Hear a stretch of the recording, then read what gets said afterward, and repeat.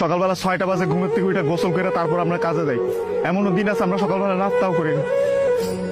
রাতের 8টার পরে আসি কাজ থেকে, আইসা যে খানা খামো ওই শক্তিটাও থাকে না, সেখানে আমাদেরকে রান্না করে তারপর খাইতে হয়। আমাদের কোনো ছুটি নাই। একদিন আমরা ছুটি পাই, ওই দিন আমরা ঘর গুছাইতে, কাপড় ধুইতে, এটা সেটা করতে করতে চলে যায়। কাপড় ধোয়ার জন্য যে মানুষ রাখলে তো টাকা যাবে, বেতন দিতে হবে ওদের। ওই টাকাটা বাসায় আপনাদেরকে পাঠাই, তারপর ওইটা দিয়ে আপনারা ফুটানি বানান। এই যে ইস্ত্রি করা, এই যে ভাজ আলা কাপড় বেড়া ঘুরেন। আর এই যে কাপড়, আমরা কাপড় পরতে পারি না ওইখানে। এই যে এখানে দেখেন না ভালো ভালো কাপড় পরে ঘুরতেছি, এটা খালি আব্বা আম্মা আত্মীয় স্বজন দেখে ভাবে যে পোলা অনেক সুখে আছে। ওখানে তো জামা কাপড় পরার টাইমই পাই না আমরা। কখন জামা কাপড় পরবো? সারাদিন তো ইউনিফর্ম পরেই থাকা লাগে।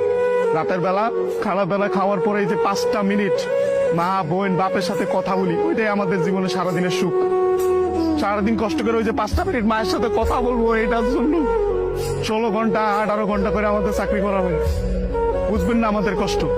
আমরা হয়েছে পৃথিবীর সবচেয়ে বড় মৃত্যু, কারণ আমরা উঠতে